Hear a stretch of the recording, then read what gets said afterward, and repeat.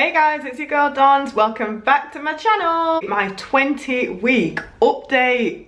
What? Can you believe that? I am 20 weeks already, which means I am halfway there.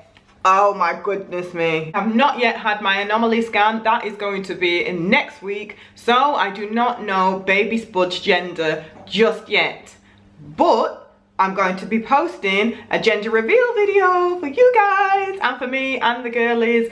Daddy wants to find out there and then. Like, I tried to ask him, like, babe, when we go for the scan, how about we don't get them to tell us, we just put the gender in the envelope and then we open it after.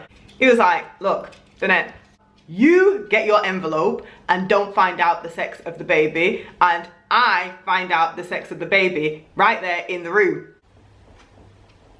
It's not about this YouTube life, okay? That did not come as a surprise for me. So what I'm gonna do is, he's going to find out the gender, then he's gonna tease me up until the point where I open my envelope and do a gender reveal video with the girls, and then we will all know. So guys, what I'm wanting you guys to do for me now is, in the comments down below, drop your gender prediction. Which is it? A girl, or I just said which is he, didn't I?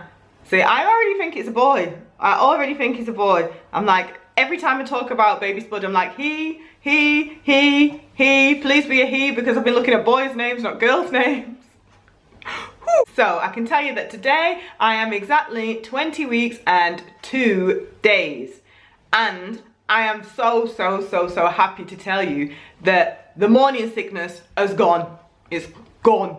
Gone. No more waking up in the morning thinking, oh my god, I need to eat, I'm gonna be sick quick. Or no more randomly. It's all gone. But the downside is that has been replaced by feeling lightheaded and feeling faint. I don't know which is worse. As long as I don't start passing out when I'm out and about doing my shopping or whatever, because that did actually happen with Sienna a fair few times actually. I think that's because sometimes I try and push myself, and really you should just take it easy. Do not push yourself. Don't try and overdo it, because at the end of the day, the only person you're putting at danger is yourself and the baby. I don't know why I'm telling you guys, because really I should be telling myself. Also, I seem to be getting Braxton Hicks, like, practice contractions. I think that's what they are anyway. My stomach goes super tight and I get sort of short of breath at the same time. So whenever that happens, I literally have to just go and sit down and sort of relax. But it's hard to relax because obviously your stomach is feeling so tight and tense, unless the baby's just like having a party in there. I don't know. Like, baby Spud, what are you doing? What are you doing in there? It doesn't hurt, it just feels really uncomfortable. And bearing in mind, this is baby number 3, and I'm adamant that baby number 3 is gonna come either on time or maybe early. The girls were late, but baby Spud seems a little bit different. In fact, baby Spud is very active. They say if it's your first child, you'll start feeling movements between 16 to 24 weeks, more so the 24 weeks.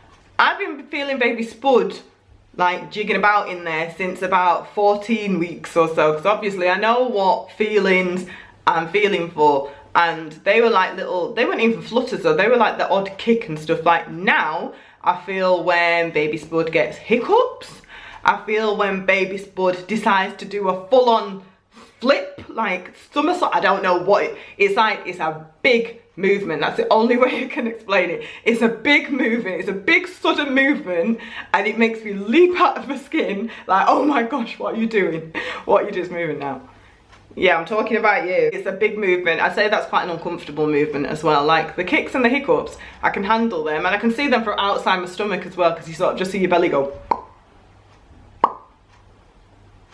like that. Doesn't make that noise, obviously, don't make the noise, but you can see the movements like that. Or I'll also get, like, I don't know if it's an arm or a leg that you can see sort of pushing against your stomach. Like Sienna felt it the other day and she's like, oh my gosh, that is so weird.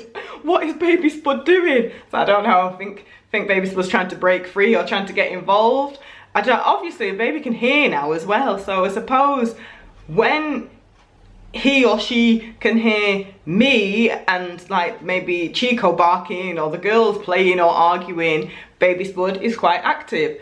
I'd say it's I'm gonna say he because I'm just gonna keep saying he. I'm gonna say he's more active after I've ate, and when I sit down and I'm relaxing, that's when baby seems to think, oh yeah, it's playtime, mum's trying to relax, so let's play, let's jump around and kick her and spin and make her leap out of the chair with my flips or whatever I'm doing. Or at night time as well, I get comfortable and then I'm like, right, let's go to sleep, and then next minute you've got something just pushing against your stomach constantly, and you're like, you know something, I'm really tired and all I'm getting is this.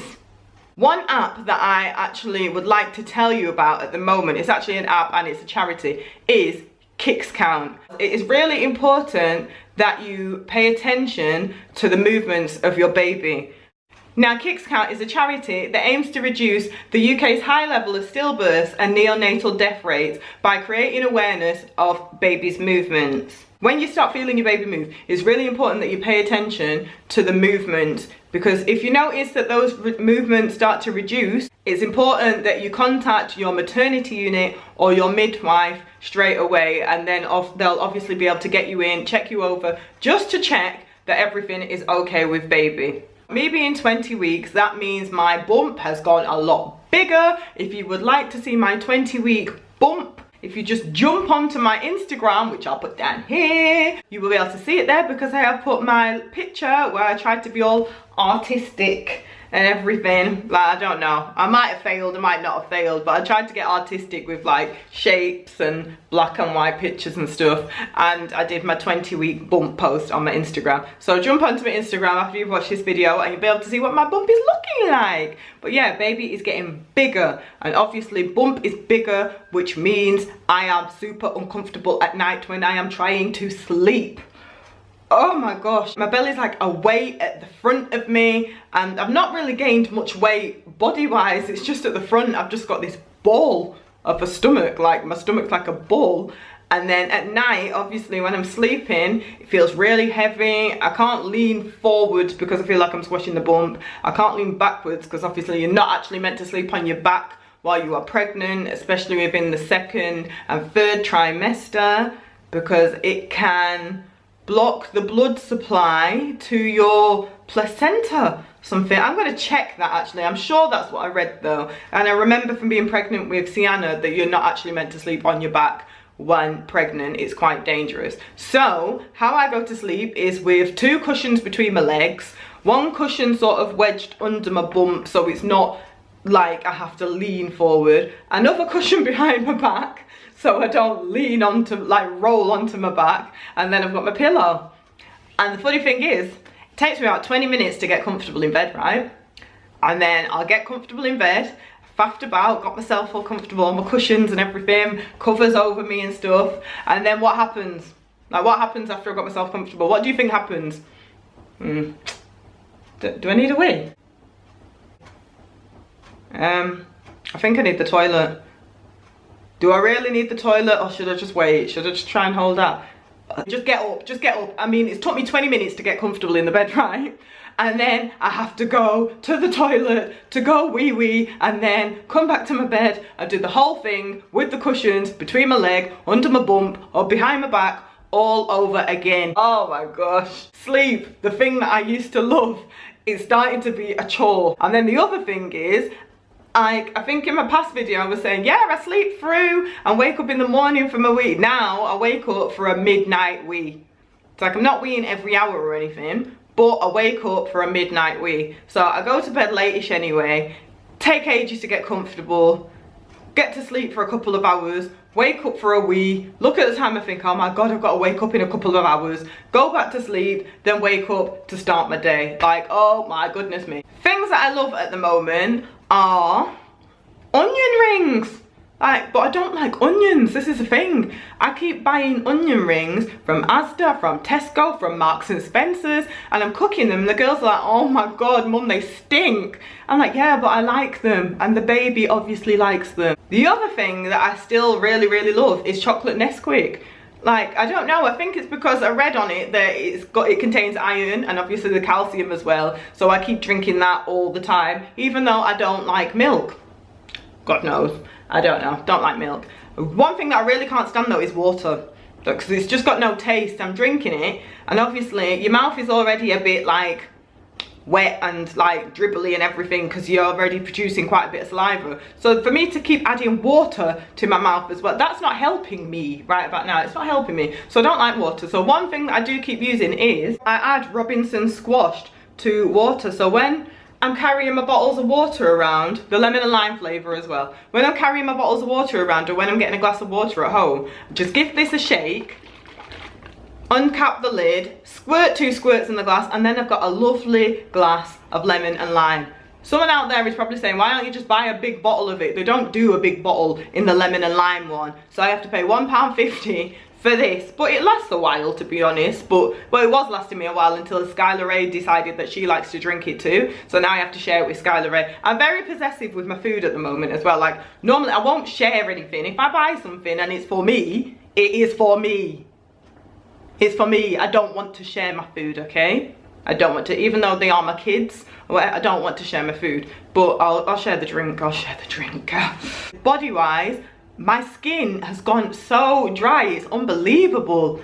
Like, I'll get in the shower, and then I was using this massage bar from Lush to moisturize my skin with. I think I told you that in my other video. I think I was using that anyway because in Lush they said that that is super good and this, that and the other. It doesn't seem to be enough for me because my skin has gone white and chalky like a crocodile. So I'll put that on and then I look at my skin and I'm like, oh my gosh, like it's dry, like I'm flaking, babe, I'm flaking. That's not a good look. That's not, and my nipples as well, oh my goodness me, right?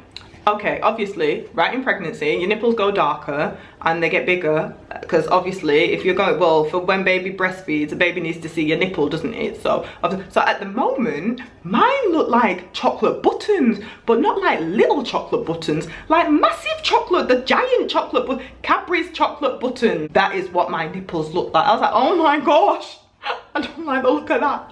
Ooh, and the other thing is, they keep getting quite dry, like they were sore the other, I'm rubbing them now, that's not a good look either, is it? But I don't know, they're rubbing against my bra, and like, it must have been drying them out or something, I don't know. So, what I've been using on my nipples and my whole body to keep me moisturised is Dream Cream. We swear by this because this is actually the kids cream that we use for the eczema because it controls the eczema. At the moment it's also really hydrating my skin, which is quite weird because when I asked in Lush should I use the Dream Cream, is that going to be any good for like moisturising my skin and stopping stretch marks, they said no, don't use that, use the massage bar. But I have found that this actually, and it's the self-preserving one, I found that this is really hydrating for my skin and it leaves it moisturised and nice and silky soft and smooth and sort of like greasy, which is what I need it to be right about now. I need it, unless I'm just putting too much on, I don't know, because when I put it on the kids, they're not greasy. But when I'm putting it on my belly, because I'm like, no stretch marks, you're not coming for me. No cracked skin is coming for me. So I'm putting loads of this stuff on. But yeah, we're going to go for a ton of this now. Like if I'm putting it all over my belly and stuff, we're going to go for a ton of it. But at the moment, it's working, it's working. It's stopping my dry nipples. It's stopping my crocodile skin. I'm looking nice and brown and moisturised. I'm going to say this, my face, I don't feel like I'm getting that pregnancy glow. I feel like I need to put makeup on to get my pregnancy glow. So it's not really a pregnancy glow, it's more of a Fenty Beauty and MAC glow. What I might actually do for you is how I fix up my face, because I'll do a video on how I look in the morning and then how I fix up with my makeup, because people are going, oh my god, you look really well, you look good. Like, no babe, I don't, I'm lying to you. This is a lie. This is a lie. This is lashes and foundation and it's a lie. It's a lie. But guys, on that note, that is literally it for my 20-week update. So, as I said at the start of the video, all I would like you to do after watching this video is drop your gender predictions for baby Spud in the comments down below. Oh yeah, and jump onto my Insta to go and check out my bump date. Thank you for watching, and I shall see you in my next video, which is either going to be my makeup video or the gender prediction, as long as baby Spud's in the right position. Fingers crossed it's in the right position, because if it's not in the right position, we're not going to know anything until like 36 weeks or something. So everyone cross your fingers and write your predictions down below. I shall see you in my next video, but now I've got to go. Thank you for watching. Mm.